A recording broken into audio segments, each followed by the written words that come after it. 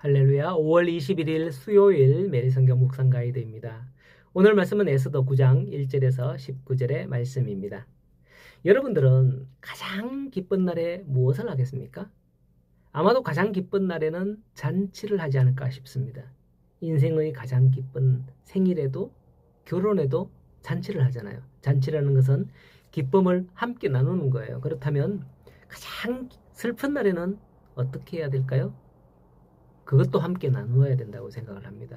장례식도 잔치는 아니지만은 많은 사람들이 조문을 받으면서 위로를 받게 되죠. 그래서 이런 말이 있습니다. 기쁨은 나누면 2배가 되고 슬픔은 나누면 반이 된다라는 말이 있죠. 사람들은 무슨 일이든 서로 나눌 때 희망이 있는 거예요. 그런데 오늘날의 사람들은 아파트 같은 닭장 구조에 살기 때문에 사실상 앞집에서 옆집에서 누가 사는지 모르면서 이제는 이웃사촌이 아니라 머나먼 이웃사촌이 되어버린 지 오래입니다. 참으로 안타깝죠. 함께 연합하는 그런 공동체가 되었으면 좋겠습니다. 오늘 말씀해 보면 유대인들이 드디어 그 날이 되었고 이 모든 날을 이 일을 행한 후에 13일과 14일에 서로 예물을 주며 잔치를 베풀고 서로 즐거워하였다는 내용이 나옵니다.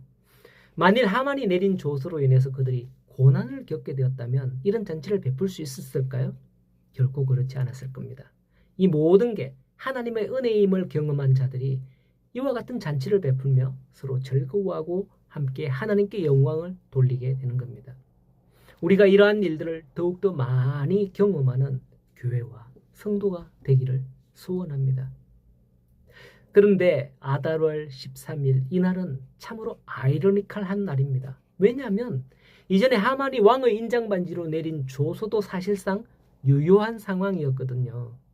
우리는 이제 모르드게가 조서를 내렸으니 앞의 조서는 효력이 없어지는 게 아닌가? 라고 생각할 수 있지만은 여전히 왕의 인장반지로 의인이 찍힌 그 내린 조서는 유효한 거예요. 왜냐하면 그 무엇으로도 그것을 변개할 법률이 없다고 했거든요. 그렇다면 이날은 굉장히 힘든 날일 수도 있습니다. 그러나 이때 하만과 모르드게의 사건이 있은 지가 벌써 9개월이 지난 시점이었어요. 이 말인즉슨 하만이 죽은 소식과 모르드게가 하만을 이어서 페르시아의 이익자가 되었다는 소식은 이미 페르시아 127개 도에 완전히 퍼진 상태죠. 소문이. 그렇기 때문에 그날에 동시에 존재하는 조서라 할지라도 죽은 사람이 내린 조서는 이미 힘을 잃어버린 것과 같은 겁니다. 아니나 다를까. 그날의 싸움은 유대인들의 일방적인 승리로 끝나고 맙니다. 유대인들은 이날에 자신들의 원수인 하만의 아들과 그 대적들을 수산성에서만 500명을 죽였고요. 각 도에서 진멸한 대적의 숫자가 7만 5천 명이라고 16절에 나와 있습니다. 어떻게 해서 그 일이 일방적으로 끝나버렸느냐? 그것은 2절에 유다인들이 아수에로 왕의 각 지방 각 읍에 모여서 자기들을 해하고자 하는 자들을 죽이려고 하니 모든 민족이 그들을 두려워하여 능히 막을 자가 없고 각 지방 모든 지방관과 대신들과 총독들과 왕의 사물을 보는 자들이 모르드게를 두려워함으로 다 유다인을 도왔다라고 하는 겁니다. 그 모든 관리들이 유다인을 도왔다는 거예요. 그렇습니다. 이미 모르드게의 명성이 각 지방에 퍼졌기 때문에 나라 2인자가 아닙니까? 그렇기 때문에 관리들조차도 이에 협조할 수밖에 없었던 겁니다. 생각해보면 과거에는 행정기관 같은 데서 교회를 굉장히 인정하고요. 무슨 행사 같은 게 있으면 교회 담임 목사를 내빈으로 청하기도 했었습니다. 제가 예전에 담임 목사 대신에 내빈으로 간 적이 있었거든요. 그렇기 때문에 잘 알아요. 교회 목사님은 그 지역의 유지들과 같은 급으로 인정되었다는 것을 제가 봤습니다.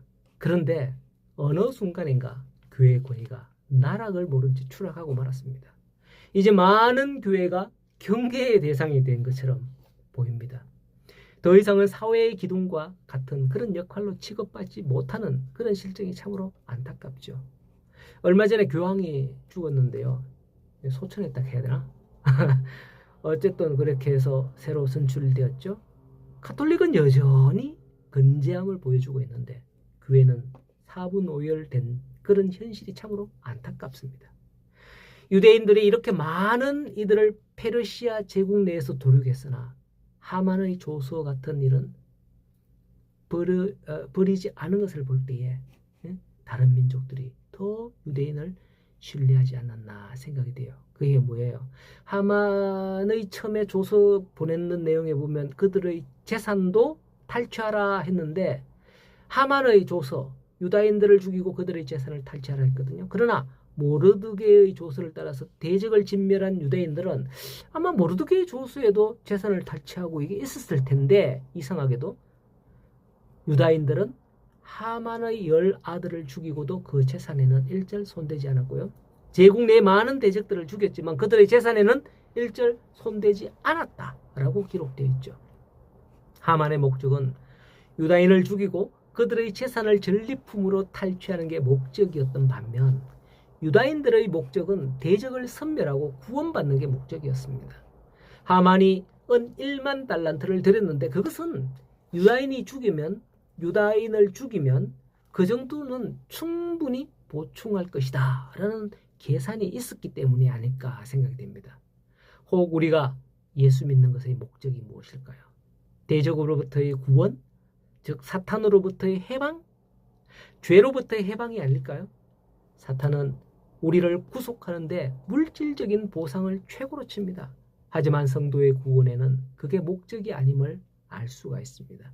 만일 유대인들이 대적을 죽이는 것보다도 그들의 재물을 탈취하는 게 목적이 되었다면 재물에 눈이 멀어서 대적들을 온전히 섬멸할 수 있을는지 의문이 듭니다. 왜냐하면 하나 죽이면 빨리 그 사람 재물을 가와야지 안 그러면 다른 사람이 가가니까 그렇습니다.